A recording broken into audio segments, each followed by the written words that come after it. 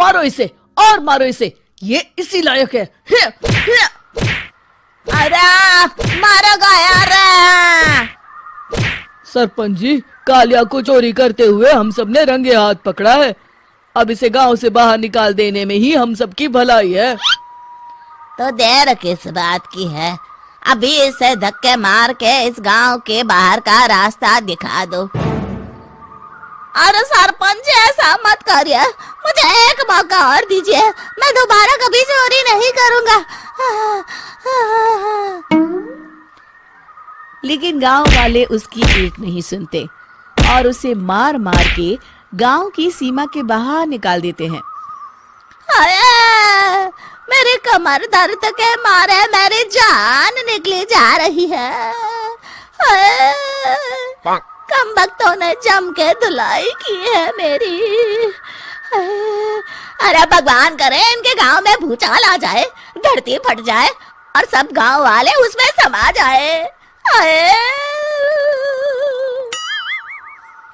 चलते चलते कालिया जंगल में पहुंच जाता है। उसे वहां एक प्रयोगशाला दिखाई देती है। अरे इस जंगल में ये अजीब सा दिखने वाला घर किसने बनाया है, चल कर देखना पड़ेगा। कालिया प्रयोगशाला के पास चला जाता है। दो वैज्ञानिक प्रयोगशाला में बातें कर रहे होते हैं।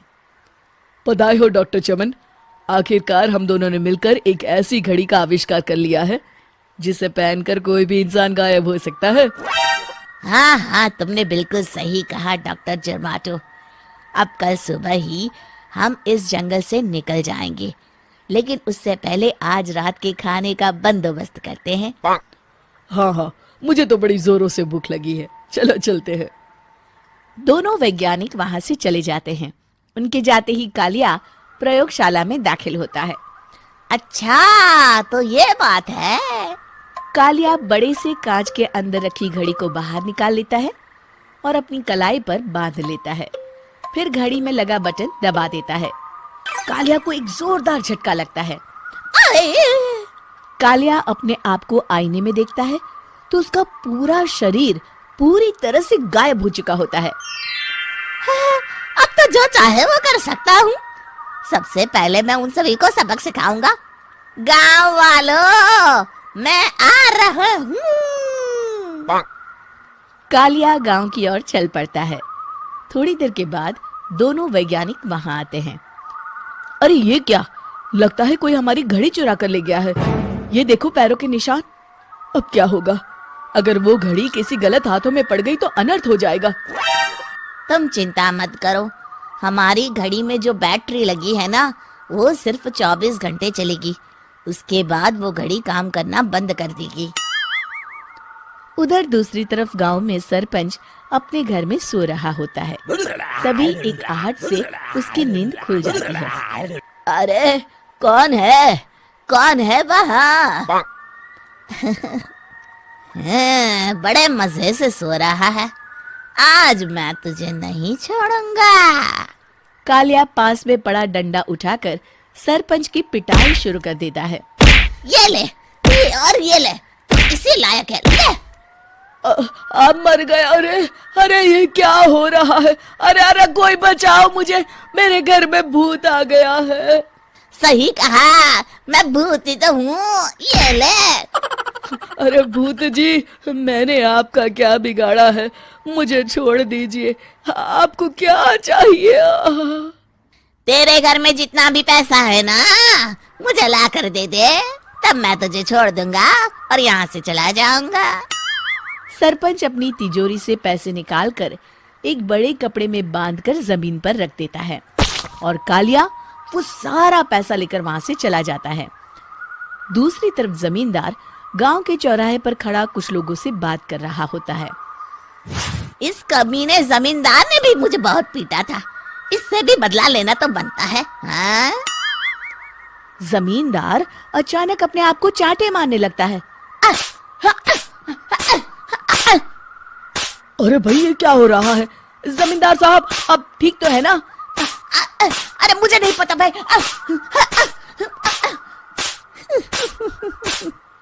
अरे मर गए रे, ये तो पक्का किसी भूत प्रेत का काम है। जमींदार के अंदर कोई भूत आ गया है। इससे पहले कि ये हमारे अंदर आ जाए, मनोहर भाई अपनी जान बचानी है तो भागो यहाँ से। ये क्या? अरे बाप रे बाप, मुझे तो भूतों से बड़ा डर लगता है। मैं तो चला यहाँ से। अगली सुबह इस घटना से पूरे गांव में दहशत फैल जाती है। सभी गांव वाले आपस में बात करने लगते हैं। अरे भाई, पता नहीं कहाँ से हमारे गांव में एक भूत आ गया है। उसने कल रात को सरपंच और जमींदार की खूब पिटाई की और उनके सारे पैसे भी लेकर चला गया।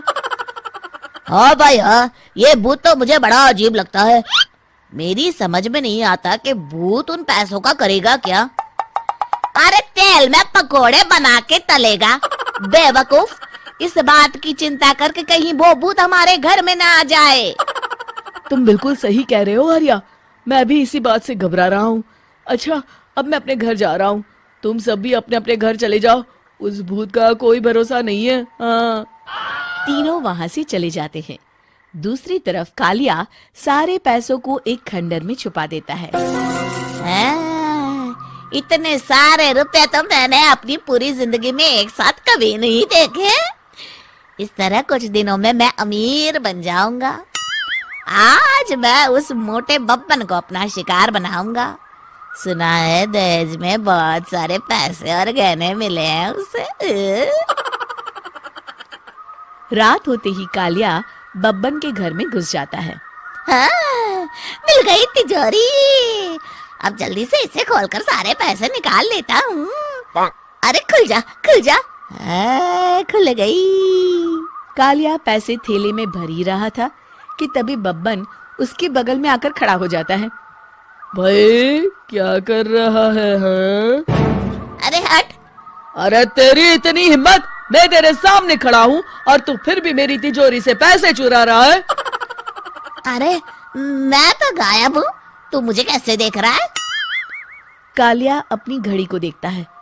अरे इसे क्या हो गया है? हाय, लगता है बैटरी खत्म हो गई। अच्छा, तो आज मैं तेरी बैटरी अच्छे से चार्ज कर देता हूँ।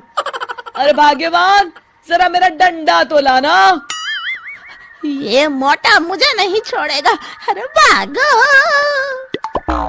कालिया भागकर घर के बाहर जाता है। बाहर सभी गांव वाले हाथ में डंडा लिए खड़े होते हैं। अच्छा, तो तू वो भूत है? मुझे माफ कर दीजिए सरपंच जी, मैं आपके और जमींदार जी के सारे पैसे लौटा दूंगा और आज ही हमेशा के लिए ये गांव छोड़कर चला जाऊंगा। शिक्षा: बुराई ज्यादा दिन की मेहमान नहीं होती, एक दिन उसका अंत हो ही जाता है।